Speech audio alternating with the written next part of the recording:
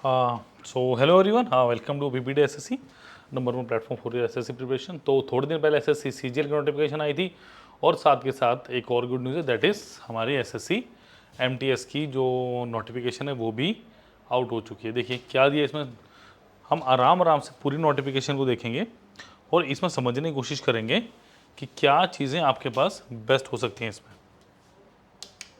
ठीक है, देखो जैसे मैं बात करूँ फॉर्म भरना कैसे है, क्या इसकी लास्ट डेट है, फॉर्म करेक्शन भी है, बहुत कुछ आपको एक नई चीज़ भी दी गई है, तो उन सारी चीज़ों के बारे में बात करेंगे हम। ठीक है, देखो सबसे पहले क्या है इसमें, last date and time for receipt of online application.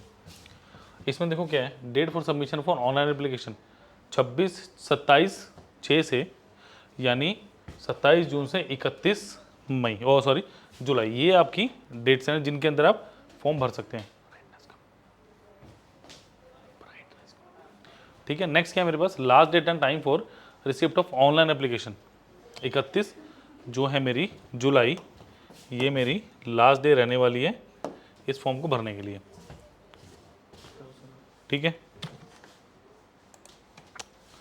तो 31 July will be the last day. Last date and time for making online fee payment 1 अगस्त आपकी लास्ट डेट रहेगी किसकी, ऑनलाइन फीस एप्लीकेशन की। ठीक है, date for window for application form correction and online payment of correction charges. मतलब अगर आपको कोई फॉर्म गलत हो जाता है या आपने कुछ गलत फॉर्म भर दिया है, कुछ ऐसा डाटा जो वहाँ पे फिल आउट नहीं होना चाहिए आपने गलती से कर दिया, तो उसके लिए आपको 2 दिन दिए गए हैं, 16 अगस्त एंड 17 अगस्त।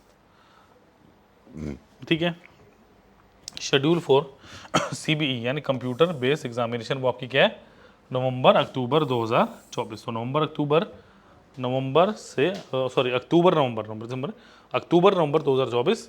तो अक्टूबर और नवंबर के अराउंड हमारा पेपर होने वाला है। टोल फ्री हेल्प, देखो ये पहले शुरू में नहीं दिया होता था, ये मैं देखना पड़ता था।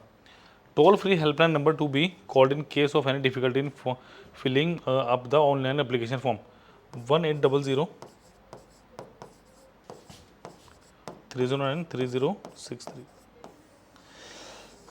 ये आपके पास नंबर है, ये आपके पास नंबर है जो ऑनलाइन आप अगर कोई दिक्कत आए फॉर्म भरते हो तो इस नंबर पे आप कॉल कर सकते हैं। ठीक है स्टूडेंट्स, ये बेसिक आपके इंफॉर्मेशन थी जो पहले पेज में दी गई है। क्लियर, नेक्स्ट देखिए जरा।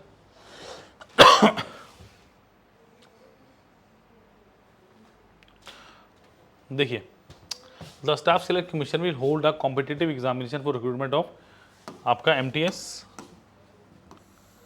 ये नॉन टेक्निकल स्टाफ के अंदर आ रहा है, और लेवल पे ग्रेड 1 एज ऑन पे मैट्रिक्स 7th पे कमीशन के अकाउंट अकॉर्डिंगली। ठीक है, ये आपके general central services group C non gazetted non municipal post in various ministry departments office in government of India various constitution bodies statutory bodies tribunals etcetera. ठीक है, तो आपके पास क्या है, आपके पास देखो क्या है, टेरिटरी एंड हवलदार इन पे लेवल, यहाँ भी सेम पे लेवल रहने वाला 7th पे कमीशन के अकॉर्डिंगली आपका। ठीक है,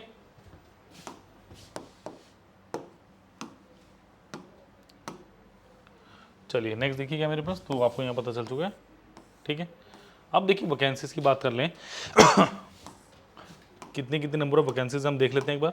ठीक है, सबसे पहले MTS and multi national staff की 4887 वैकेंसीज हैं। हवलदार एंड सीबीआईसी एंड सीएनबी में कितनी है, 3439 के अराउंड मेरे पास वैकेंसीज हैं। क्लियर, ठीक है, देखो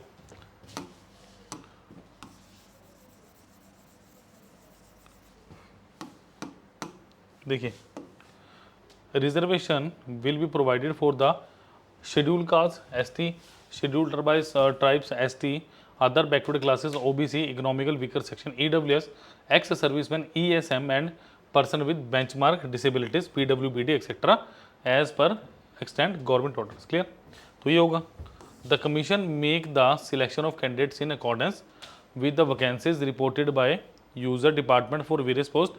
The commission does not have any role in deciding the number of vacancies in any user department, मतलब डिपार्टमेंट के अकॉर्डिंगली वैकेंसीज हैं। डिपार्टमेंट से पूछा जाता है कि हाँ जी कितने वैकेंसीज आपके पास वेकेंट है, तो वो बताएंगे, तो कमीशन का इसमें कोई रोल नहीं होता, ध्यान से समझो। ठीक है, चलिए डिसेबिलिटीज़ हैं, चलो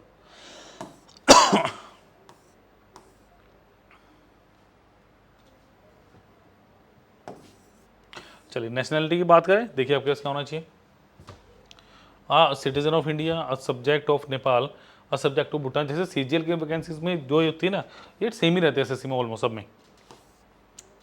A person of Indian origin who has migrated from Pakistan, Burma, Sri Lanka, East African countries of Kenya, Uganda, and United Republic of Tanzania, formerly Tanganyika, and Zanzibar, Zambia, Malawi, Ethiopia, मतलब जो आके यहाँ पे बस चुके हैं उनके लिए वो भी भर सकते हैं। मतलब आपके पास क्या होना चाहिए, एलिजिबिलिटी सर्टिफिकेट भी होना चाहिए, मतलब आधार कार्ड वगैरह आपके पास होने चाहिए, ठीक है।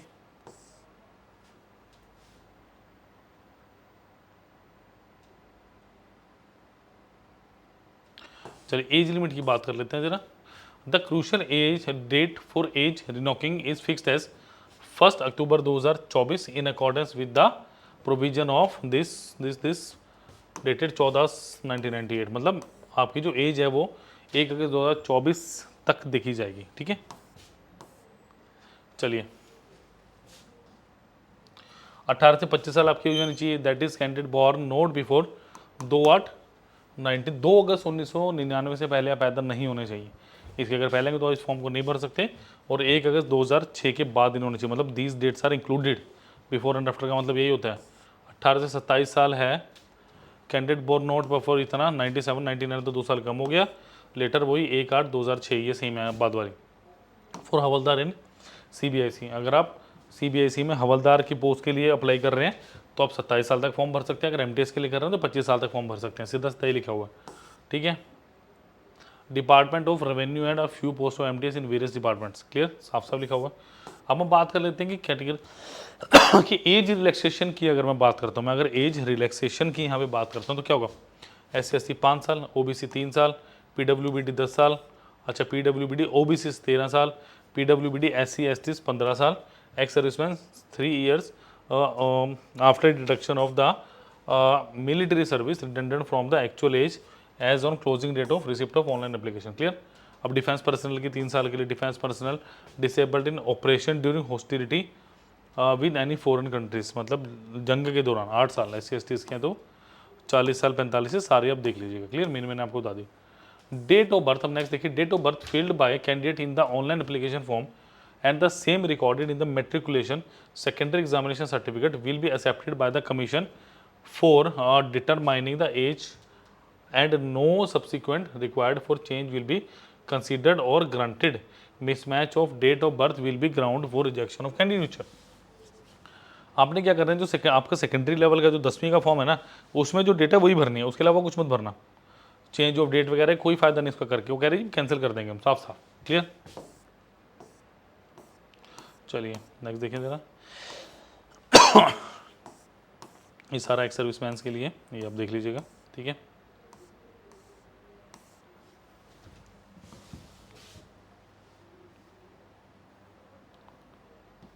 चलिए नेक्स्ट देखिए क्या मेरे पास यहाँ पे देखिए, प्रोविजन ऑफ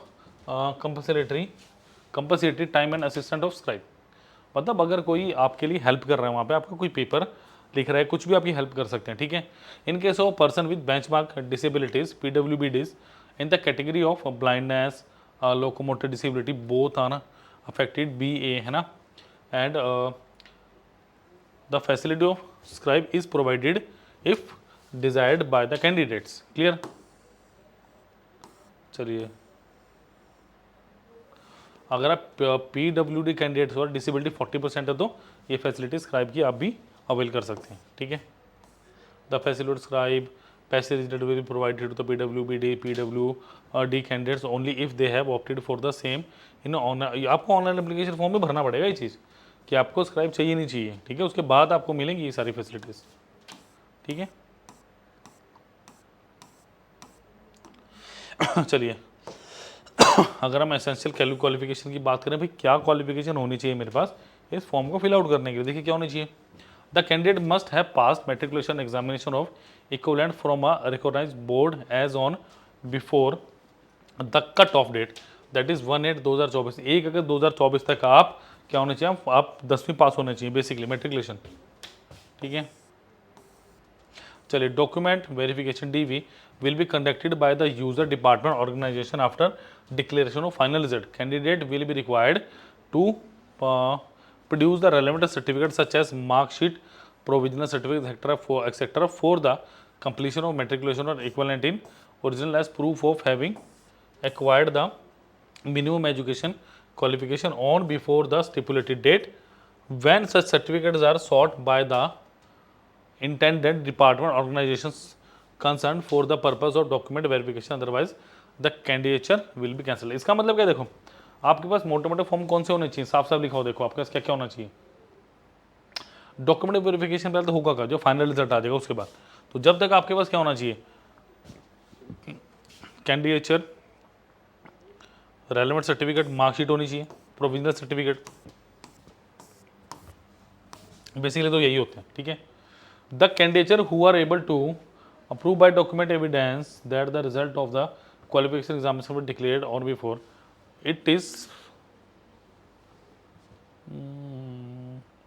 आई, तो चलो वही वाली बात है आपकी जो एजुकेशन क्वालिफिकेशन के अंदर थी। चलिए, अब हाउ टू अप्लाई देख लो भाई, अप्लाई कैसे करना है, गलत मत अप्लाई कर देना, ठीक है। होपफुली यहाँ तक जो मेन पॉइंट्स है मैंने सारा आपके सामने डिस्कस कर दिए। How to apply, all the candidates who wish to apply in response to the notice and have to generate their one time password. OTR का मतलब क्या हो गया, वन टाइम पासवर्ड, की एक बार आपने अपना OTR भर लेना है। इसके लिए क्या चाहिए, एक बढ़िया सी email ID बना लो, अगर नहीं है तो बना लो, और उसको चले भाई चलाना उसको, ऐसा नहीं कि छोड़ दिया पासवर्ड भूल गए। और एक रजिस्ट्रेशन आपके पास रजिस्ट्रेटेड आपके मतलब मोबाइल नंबर होना चाहिए जिसपे OTR आ सके, वन टाइम रजिस्ट्रेशन का पासवर्ड आता है जब आप करोगे तो, ठीक है। On new website of the commission that is ssc.gov.in will be required to do so as the earlier OTR generated on the old website of the commission that is ssc.nic.in will not be functional for the new website. अगर आपने पुरानी वाली website पे कोई OTR बना रखा है, login किए, वो मत करो, नई वाली वेबसाइट पे करना, वो काम नहीं करने वाला यहाँ पे। Subsequent to OTR, the candidates can proceed to fill the application for the examination. Once an OTR has been generated on the new website, it will be continue to remain valid for all the examination to be applied for the new website है कि अगर आपने एक बार OTR कर लिया, one time registration कर ली, उसके बाद SSC का कोई भी फॉर्म आएगा ना साइट पे, तो वो अपने आप ही आपका वही चलेगा आपको लॉगिन पासवर्ड, ठीक है। ठीक है, application must be submitted in online mode only through the website of commission that is ssc.gov.in.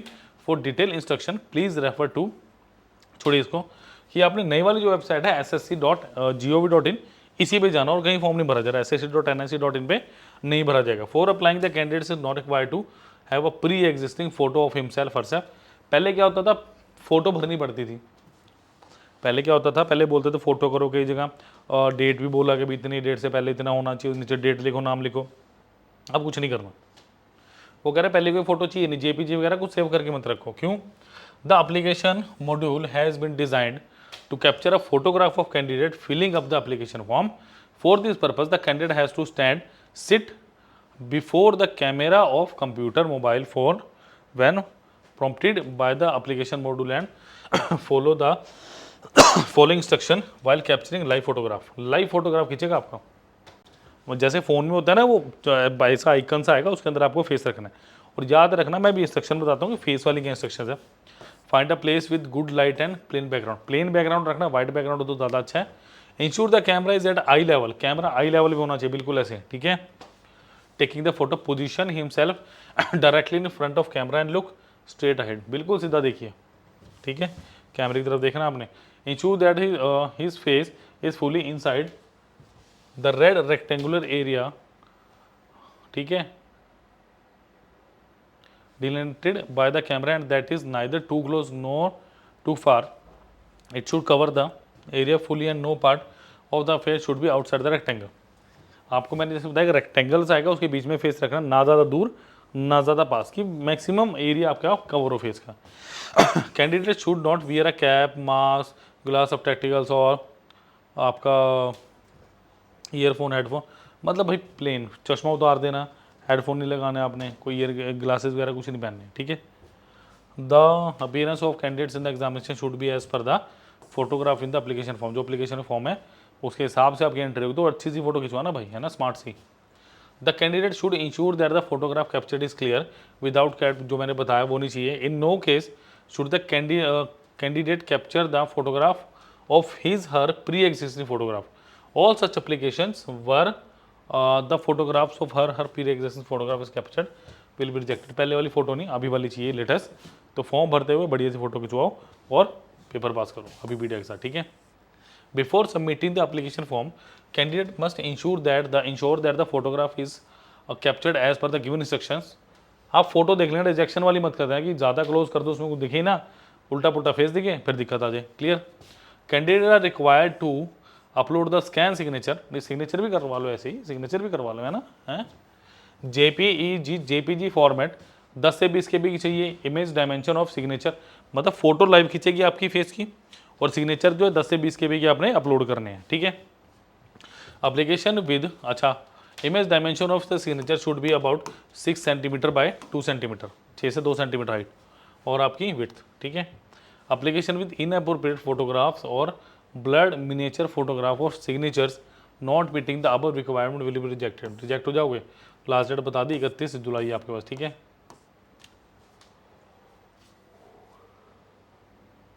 देखो, candidate advice in their own interest to submit online applications much before the closing date and not to wait till the last day to avoid the possibility of disconnection, inability or failure to log into the SSC। मतलब ये कह रहे हैं timely form भर देना, वो मत करना कि लास्ट डेट में भरेंगे, अभी भर दो साथ ही साथ, फिर साइड है भी हो जाएगी, बहुत सारे बच्चे भरेंगे, फिर मत कहना कि सर हमारा फॉर्म रह गया, फिर अगर आप वो जो हेल्पलाइन नंबर उस पर फ़ोन करोगे वो भी कुछ नहीं करेंगे। Before submitted the online application, candidate must check through preview print option that they have filled correct detail in each field of form. They should also check the photograph and signature are meeting all the above requirements.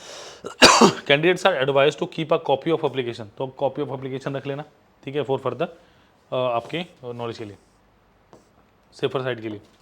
Application fee 100 रुपये fees है, 100 रुपये women candidates and candidate belong to schedule caste, SC schedule tribe, ST person with PWBD ex serviceman, इनके लिए कोई भी fees नहीं है, सिर्फ 100 रुपये फीस है जनरल कैंडिडेट्स के लिए। Clear.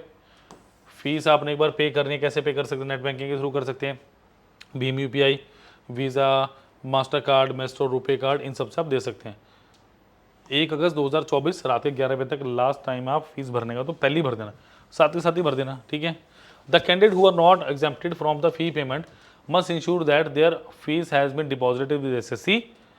If the fees is not received by SSC, status of application form is shown is incomplete, and this information is printed on the top of the application form printout. Further, status of fees payment can be verified in the verify payment link provided in the candidates login section. Login section में जाओगे verified payment, वरना जो आप form print out लोगे ना उसके ऊपर भी पेमेंट इनकम्प्लीट आएगा, तो भाई वो कंप्लीट करनी है आपने, ठीक है। क्या होगा फिर, सच applications which remain incomplete due to non receipt of fees will be similarly rejected, तो रिजेक्ट हो जाएगा। एक बार आपने फीस दे दी वापस नहीं हो सकती। विंडो फॉर एप्लीकेशन 16 और 17 अगस्त, ठीक है।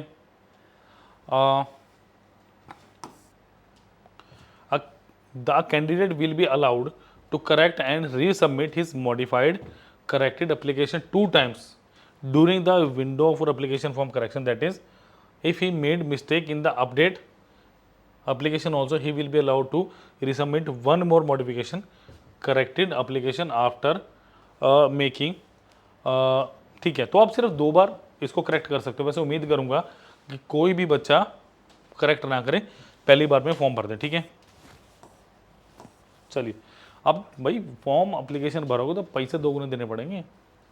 The commission will levy a uniform correction charges of 200 for the making correction and resubmit modification corrected application for the first time, and 500 for making corrections and resubmitting modified corrected application for the second time. The correction charges will be applicable to the candidate respective of the their gender category, उसके हिसाब से हैं, but ये तो आपको देने पड़ेंगे, कोई भी कैटेगरी क्यों आप आपको देने पड़ेंगे, ठीक है। चलिए, ऑनलाइन वही आप माइस्ट्रो कार्ड, वीज़ा, रुपये से आप पे कर सकते हैं। The correction charges once paid refundable नहीं है वो भी, ठीक है। तो भाई प्लीज़ गलत मत करा देना। ये आपके सेंटर ऑफ एग्ज़ाम्स आपको सारे के सारे बता दूं मैं, ठीक है, ये सारे देख लीजिएगा, ठीक है।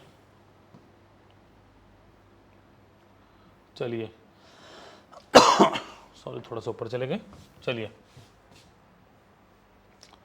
अब कंप्यूटर बेस्ड एग्जामिनेशन सीबी आपका होना है, क्या होना देखो, सब्जेक्ट हो गया, नंबर ऑफ क्वेश्चन हो गए, मैक्सिमम मार्क्स हो गए, टाइम ड्यूरेशन हो गया, न्यूमेरिकल एंड मैथमेटिकल एबिलिटी वही एक क्वेश्चन 3 मार्क्स से 20 क्वेश्चन 60। सेशन 1 में होगा reasoning ability and problem solving, reasoning वही 60, तो 45 मिनट मिलेंगे आपको इन दोनों के लिए, ठीक है। सेक्शन 2 स्कीम ऑफ एग्जामिनेशन, एक मिनट मैं इसको पहले डिस्कस करूँ फिर बताता हूँ ऊपर वाला। सेशन 2 में जनरल अवेयरनेस आपके पास 25-75 और इंग्लिश लैंग्वेज में 25 क्वेश्चन 75, यहाँ पे 45 मिनट मिलने वाले हैं। ये रह गया, देखो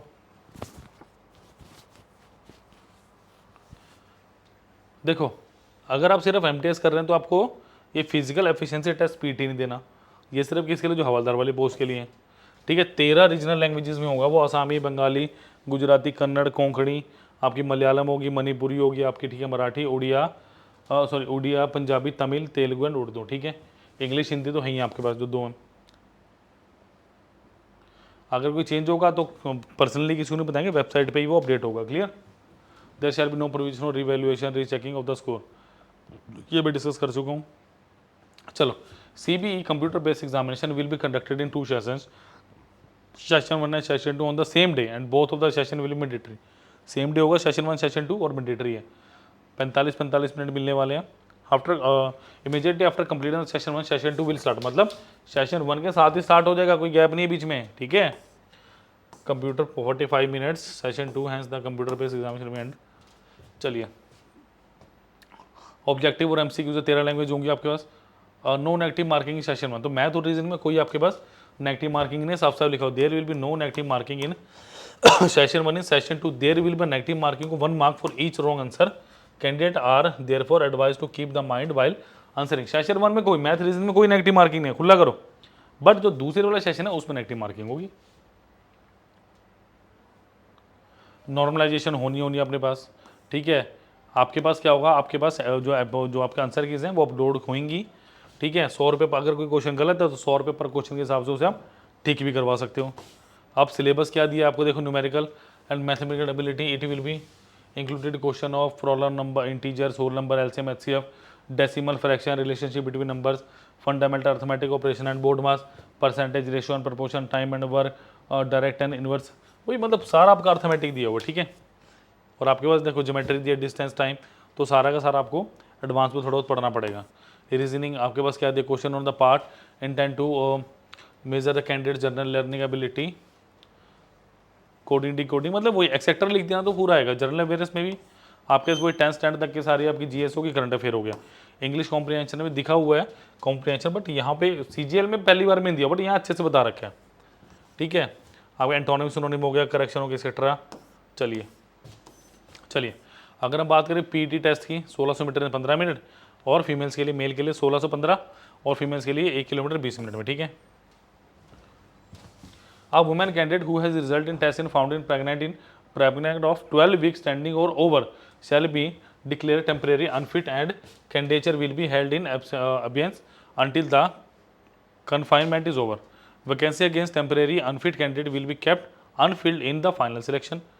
Such female candidate will be re-examined for PET 6 weeks after the date of confinement subject to the production of medical certificate और फिटनेस। आपको फिटनेस लेवल चाहिए भाई पूरा, ठीक है, तो ध्यान रखिएगा इसका। चलिए, मेल के लिए 157.5 सेंटीमीटर, ठीक है, चेस्ट 81 चाहिए, ठीक है, fully expanded, Assam, Gorkha and member of schedule tribe, 5 centimetre का आपको क्या दिया गया, रिलैक्सेशन। 152 सेंटीमीटर फीमेल्स के बाद रिलैक्सेशन और 2.5 centimetre case of Gorkha, Assam, Gorkha and member of schedule tribe, 48 kg relaxation of 2 kg in case of Garhwal, Assam, Gorkhas, member of schedule tribes. Clear, ये height और वेट बता दिया। कैंडिडेट्स में note that must be fulfil requirement for the PT, चलो ये हो चुका है सारा का सारा, क्लियर। तो ये आपके पास, चलिए, all candidate who registered themselves in response of to his advertisement by the closing date and time, चलिए, एडमिशन सर्टिफिकेट जो है आपके पास ssc.gov.in से ही आपके पास निकलेगा, पता चल जाएगा आपको, ठीक है, हम बता देंगे, वैसे ही पता चली जाता है, ठीक है, तो ज़्यादा चिंता लेने की जरूरत नहीं है। अब आपने क्या करना है, जब आप एग्ज़ाम देने जाएंगे तो क्या क्या लेके जा सकते हैं, आधार कार्ड हो गया, वोटर आईडी हो गया, ड्राइविंग लाइसेंस हो गया, पैन कार्ड हो गया, पासपोर्ट हो गया, आपके फोटो आई डी चाहिए basically, photo I D does not carry date of birth printed on them, ये नहीं चलेगी भाई, डेट ऑफ बर्थ चाहिए और उस पर आपके फोटो नहीं चाहिए। क्लियर? चलिए डॉक्यूमेंट वेरिफिकेशन बता चुका मैं, ये बाद में ही होगी आपकी, ठीक है। तो ये मोटी मोटी जो थी मैंने सारे के सारे आपको बता दिए, ठीक है। फर्दर अगर कुछ भी पता चलता है I will definitely let you know.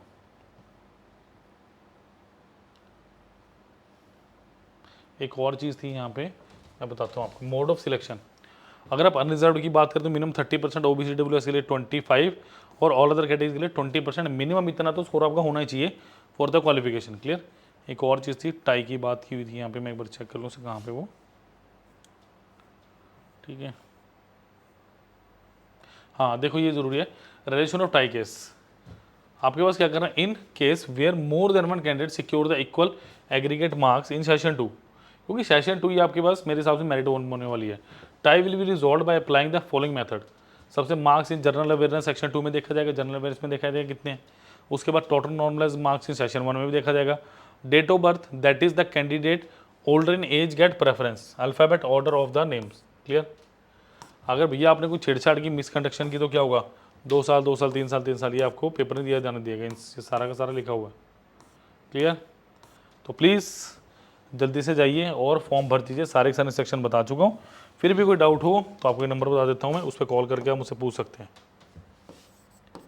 9517771651, इस नंबर पर आप कॉल भी कर सकते हैं, स्टूडेंट आप व्हाट्सएप भी कर सकते हैं। क्लियर?